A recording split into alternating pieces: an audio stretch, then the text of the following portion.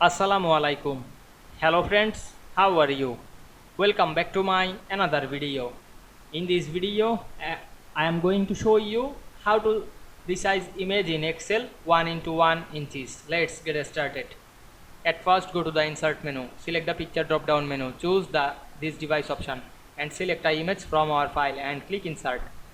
Then zoom out the document. Now we can see here the image. Now I am select the image and go to the picture format menu.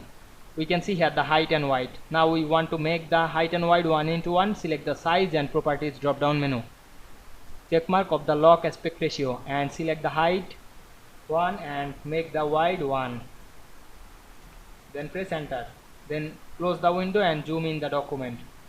We can see the image size is 1 into 1. In Excel we make very easily. I hope you enjoyed my video. Please like, comment, share and subscribe my channel. Thanks for watching.